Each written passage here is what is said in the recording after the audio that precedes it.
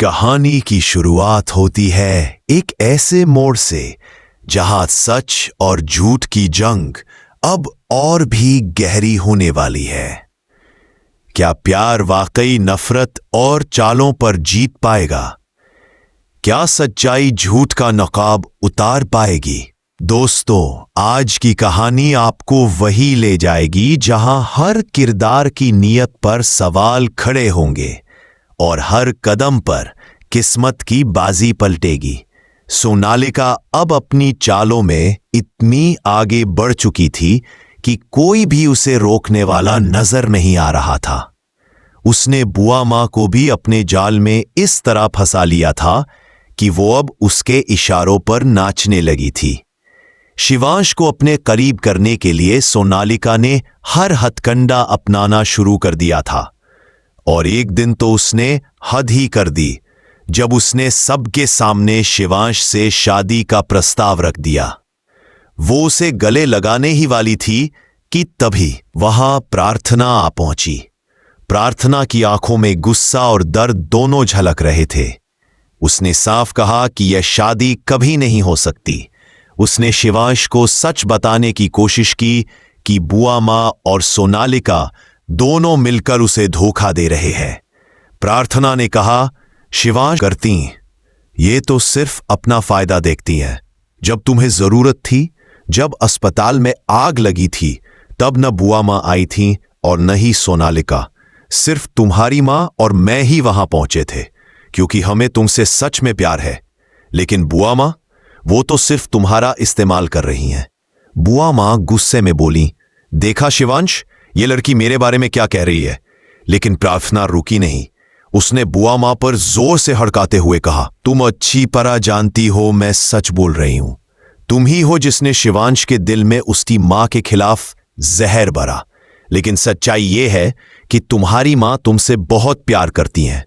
यह सुनकर शिवांश का गुस्सा 7वें आसमान पर पहुंच गया। उसने कहा, बस प्रार्थना, अब और नहीं। बुआ माँ मुझसे सबसे ज्यादा प्यार करती है और मैं उनसे। और आज तुमने जिस तरह उन पर उंगली उठाई है, उस रिश्ते को मैं यही खत्म करता हूं। उसके शब्दों में इतना गुस्सा था कि प्रार्थना का दिल कांप गया। शिवांश ने उसे घर से निकालने तक की धमकी दे डाली। लेकिन दोस्तों, यहां पर कहानी में एक बड़ा ट्विस्ट आता है। असल में यह सब प्रार्थना का सपना था। हां, उसने मन ही मन सब कुछ सोच रखा था कि अगर वो सच बोल देगी तो सब उसके खिलाफ हो जाएंगे।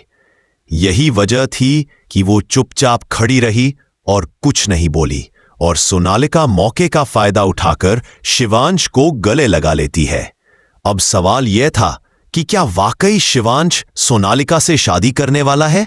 पंडित जी ने पहले ही चेतावनी दी थी कि अगर अगले 1 महीने में यह शादी हो गई तो शिवांश पर बहुत बड़ा संकट टूट पड़ेगा और उसे सिर्फ प्रार्थना ही बचा पाएगी। प्रार्थना की कुंडली ही ऐसी थी जो शिवांश की जान को सुरक्षित रख सकती थी।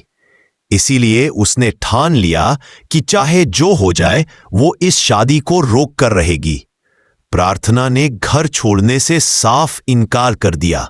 उसने कहा, जब तक मुझे मेरे पैसे नहीं मिल जाते मैं कहीं नहीं जाऊंगी। असल में उसका मकसद पैसे नहीं था, बल्कि किसी भी हाल में वहां रहकर शिवांश की जिंदगी को बचाना था।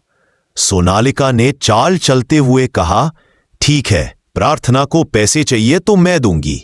लेकिन शिवांश को कुछ और ही शक होने लगा। शिवांश ने प्रार्थना की नीयत जानने के लिए एक प्लान बनाया। उसने प्रॉपर्टी और शेयर बेचने का नाटक रचा। उसने वकील को बुलवाया जिसने कहा कि कुछ लोग प्रॉपर्टी खरीदने के लिए तैयार है। यह सुनकर प्रार्थना चौंक गई। वो समझ गई कि अगर शिवांश अपनी संपत्ति बेच देगा तो उसकी जिंदगी खतरे में पड़ सकती है। वो रोकने ही वाली थी कि शिवांश ने गौर किया कि प्रार्थना की चिंता सिर्फ उसी के लिए थी, न कि पैसों के लिए। दोस्तों, यहीं से असली खेल शुरू होता है। अब सवाल उठता है कि क्या शिवांश को सच का एहसास होगा? क्या प्रार्थना अपनी कुर्बानी और सच्चे प्यार से उसे बचा पाएगी? क्या सोनालिका की चालें बेकार हो जाएंगी? कहानी अब और दिलचस्प मोड़ लेने वाली है। जहां एक तरफ प्रार्थना ने ठान लिया है कि चाहे कुछ भी हो जाए वो सोनालिका और बुआ मां की चालों को कामयाब नहीं होने देगी, वहीं दूसरी तरफ शिवांश के मन में शक और सवालों का तूफान उमड़ रहा है। शिवांश के दिल में अब एक नई लड़ाई शुरू हो चुकी थी। उसे समझ नहीं आ रहा था कि प्रार्थना सच में पैसों के लिए बिल्कुल उसके पास रुकी है या फिर उसकी नीयत कुछ और है। सोनालिका हर पल कोशिश कर रही थी कि प्रार्थना की छवि खराब हो और शिवांश उसे नफरत की नजरों से देखे। बुआ मां भी आग में घी डाल रही थीं। वो बार बार कहती, देखा शिवांश, ये लड़की सिर्फ हमारे घर और तुम्हारी दौलत के लिए आई है, इसे तुम्हारे दिल की परवाह नहीं है। लेकिन दोस्तों, दिल की आवाज कभी झूठ नहीं बोलती। प्रार्थना भले ही पैसे की बात करती रही हो, लेकिन उसके हाव भाव, उसकी बेचैनी सब यही दिखा रहे थे कि वो सिर्फ और सिर्फ शिवांश की फिक्र करती है। एक रात का किस्सा है जब शिवांश देर रात अपने कमरे में बैठा था और पुराने पल याद कर रहा था। उसे याद आया कि कैसे अस्पताल की आग में सिर्फ उसकी मां और प्रार्थना उसे बचाने के लिए पहुंचे थे। उस समय सोनालिका कहाँ थी, बुआ मां कहाँ थी, यह सवाल उसके दिल में गूंज उठा। उसने सोचा कि वाकई प्रार्थना सही कह रही है, क्या मैंने अब तक गलत लोगों पर भरोसा किया है। उसी पल सोनालिका कमरे में आ गई। उसने मीठी आवाज में कहा, शिवांश, तुम क्यों परेशान हो? हम दोनों मिलकर हर मुश्किल से लड़ सकते हैं, बस तुम हाँ कर दो और हमारी शादी हो जाए। शिवांश चुप रहा, लेकिन सोनालिका ने जब उसे गले लगाना चाहा तो प्रार्थना वहां आ गई। उसकी आंखों में दृढ़ निश्चय था। उसने कहा, यह शादी नहीं होगी, मैं किसी भी हाल में इसे रोक दूंगी। सोनालिका हंस पड़ी, बोली, तुम्हें कौन रोकेगा? यहां किसी को तुम्हारी बात पर यकीन नहीं है।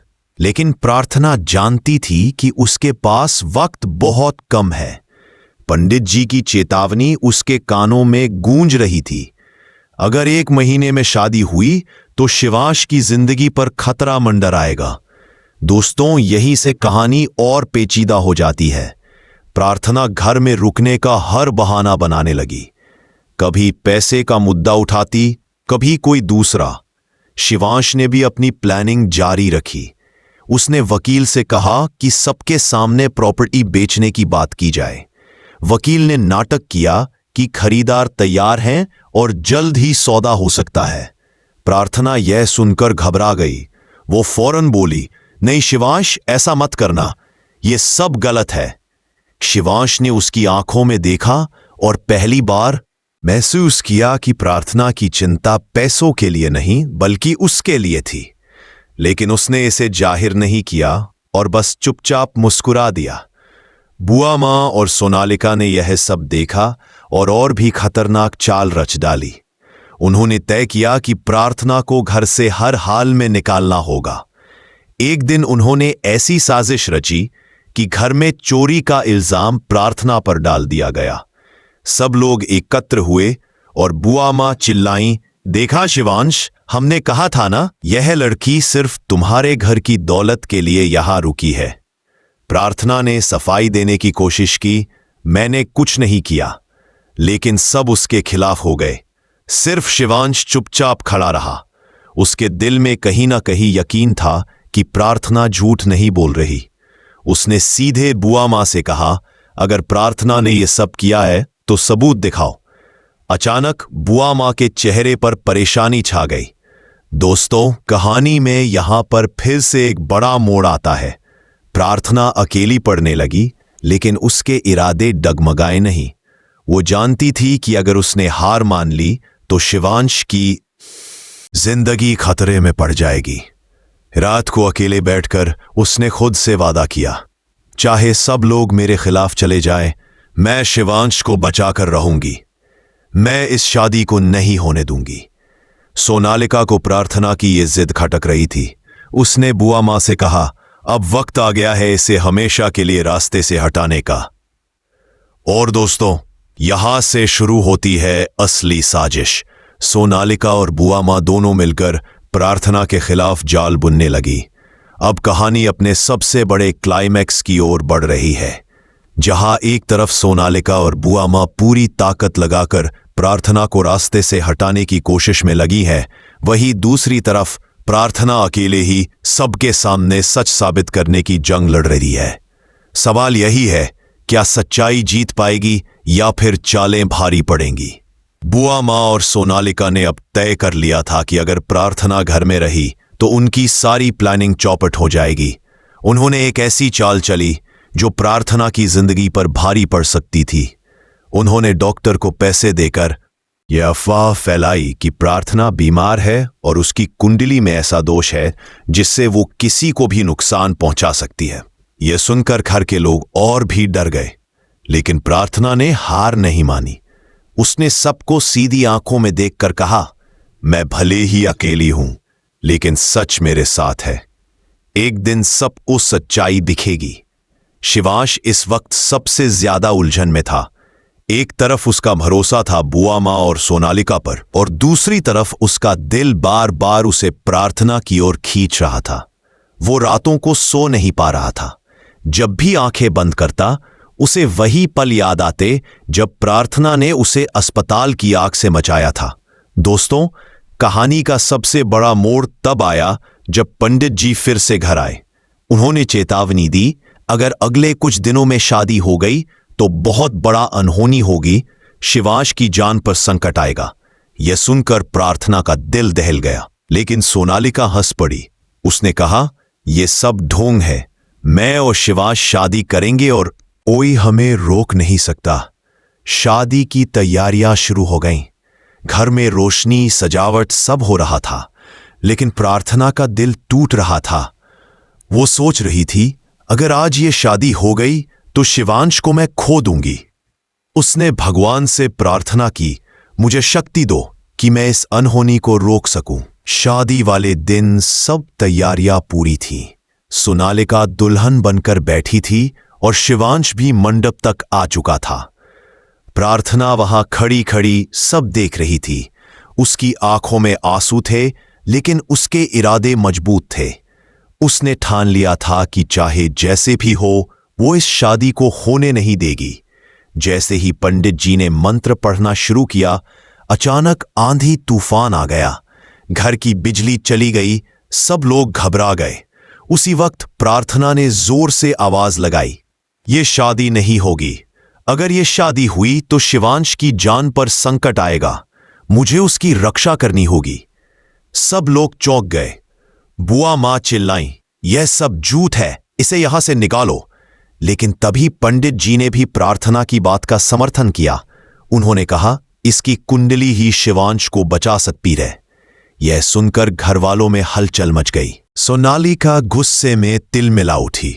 उसने सच छुपाने के लिए झूठी कहानियां गढ़नी शुरू की, लेकिन अचानक ही सबके सामने उसका सच खुल गया।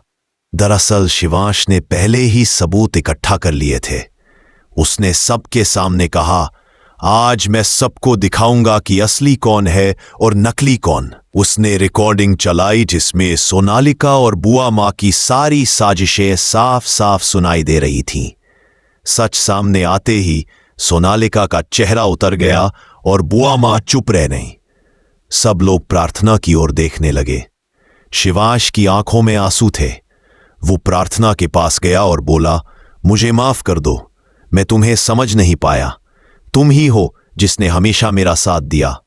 तुम ही हो जो सच में मुझसे प्यार करती हो।